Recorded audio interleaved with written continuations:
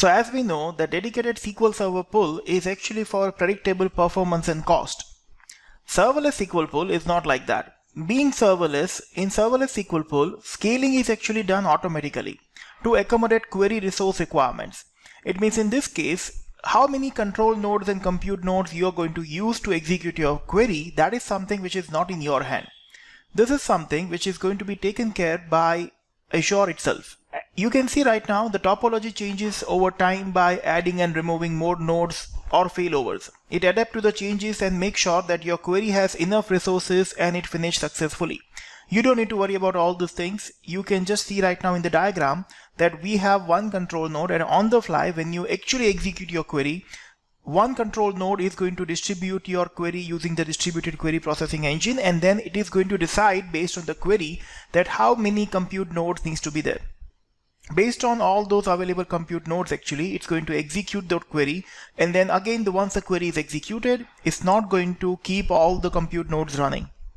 This is something which is going to be a cost-effective way to run this particular query. But remember one thing, Serverless SQL pool and Dedicated SQL pool are totally different purpose-wise.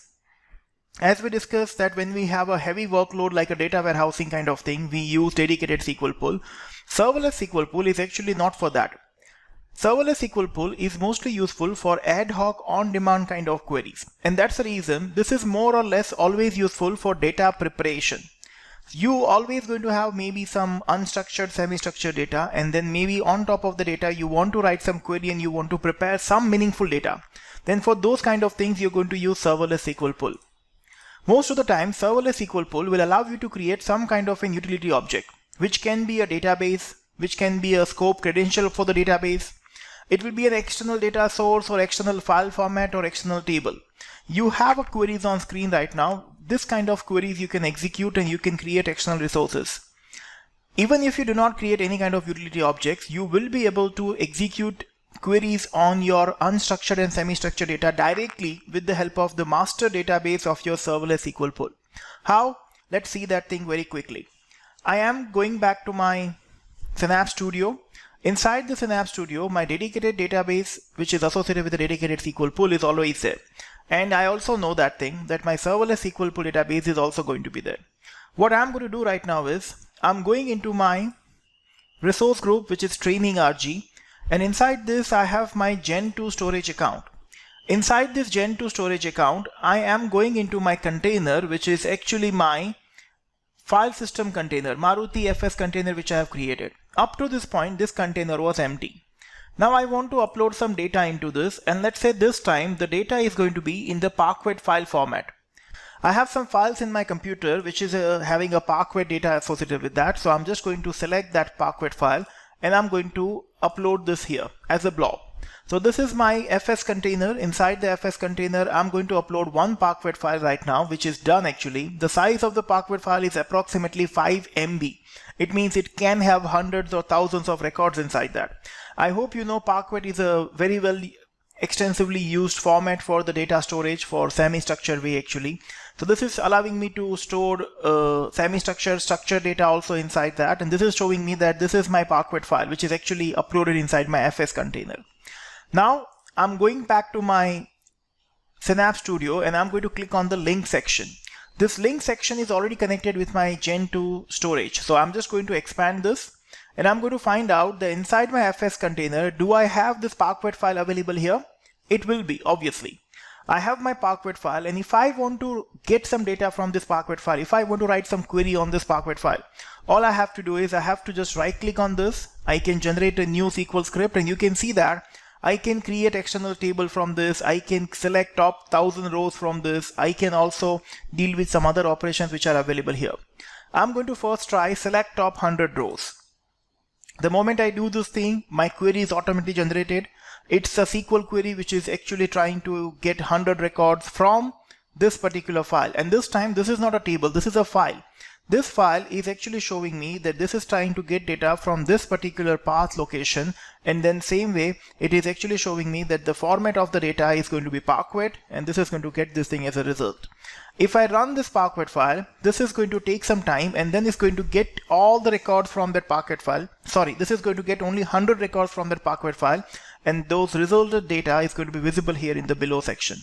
Query is executed and is showing me that, okay, couple of columns like date ID, medallion ID, hanky license, pickup time ID, couple of things are there. So many columns are there.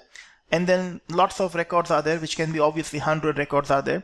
And this is something which is giving me that if I want to get data for this kind of ad hoc unplanned queries, then I can directly use my serverless built-in pool, which is actually having a master database associated with this. Now, if I want to execute this kind of ad hoc queries, then it's perfectly fine that I can use this master database. But other than this, if I want to execute some query from my side, and if I want to create my kind of utility objects like external databases, external tables, external resources like file formats and all those things, so that also I can do here. Let's see how we can do this thing. I do not have any database here which is actually created for the serverless one. Master database is the default one. So let's do one thing. I'm going to remove this query, and in spite of this query, I'm going to execute a different query altogether. Hey guys, sorry for interruption. My name is Maruti and I'm here to make a very important announcement. I hope you are liking our videos and you're doing a continuous learning with us on an Azure Cloud and AI related topics. If you are enjoying this thing, I'm going to announce skilltech.club, which is our upcoming website, which is going to be launched very soon. We are here to tell you one thing, that everyone who is a subscriber of this particular channel will get Azure Cloud and Azure AI related certification courses free of cost in skilltech.club. So you will be a part of the skilltech.club kind of a membership automatically free of cost. And everyone who's a subscriber of this particular channel will get those benefits which are available in that. So what are you waiting for? I request you to please subscribe to this channel and share it with your friends and families if they are also interested in Azure Cloud and AI learning. That's it from my side. Now you can carry on with your learning. Thank you. Like the first query which I want to execute is this. I want to create a database with the name Data Exploration DB. If I want to do further exploration for the data, then this database can help me, and this can store my external objects also inside that. I'm creating a new database with some collation associated with that.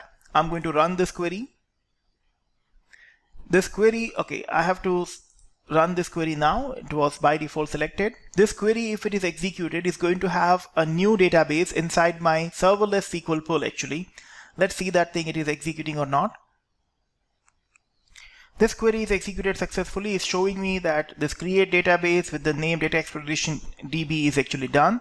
Let me refresh my page. If I refresh this page and then if I go to the database section of my Synapse Studio, this time I should have two databases. This time if I go to this, in the SQL databases, I should have two. You can see right now. One is my dedicated SQL pool database, and the other one is not a data warehouse actually. This is a normal simple database which is created with the help of this serverless SQL. If I go to this database, you can see right now that this is not going to have any kind of tables associated with that. It can only have external tables, external resources kind of things inside that. This kind of tables cannot be here. Now, what I'm going to do right now is I'm going to execute some queries on this particular database, which is my serverless database. So let me say new script, empty script, and this is going to execute this in the Data Exploration DB. Well, you can create all these utility objects which I have mentioned in the previous section. So let's see that I want to create some kind of external data source right now. I am executing this query now. I'm saying that I want to create an external data source with the name Contoso Lake. This particular data source name is going to have association with this location which I am specifying here, which is my gen2 storage.blob.co.windows.net. The moment I run this query, inside this particular Data Exploration DB database, they are going to create one external data source. You can see external resources are there, external data sources are there, and inside this my Contoso Lake is my external data source. Now every time if I want to write a query from this particular storage account, I will be able to get that thing with the help of this Contoso Lake kind of external data source. And in my query structure, I can actually use this name itself. Like for example, let's say this time I want to change my query slightly differently. So I'm going to do a select query, but this time it's going to have a different configuration. Let's see that. Now, in spite of the previous query, this time I have selected top 100 records, but I am not specifying the full path. In spite of that full path, I'm specifying that I want to get the data from my data source, which is Contoso Lake. Now where is this defined? This is defined already inside the data exploration DB. So that's why it's going to take the contours or lake kind of data source from that. Inside this data source, which is actually my data lake storage gen 2, this is going to find for this particular path, which is my fs container, which is my container name, and then it's going to look for nyc trip small.parquet file, which is actually my data file, which is in Parquet format. Format will be still Parquet. Now, if you want to create external file formats, if you want to create maybe this particular path as some particular external table associated with that, with this particular data, you can do all this kind of utility object creation. And then this is something which in one line I can say that you are actually doing data preparation.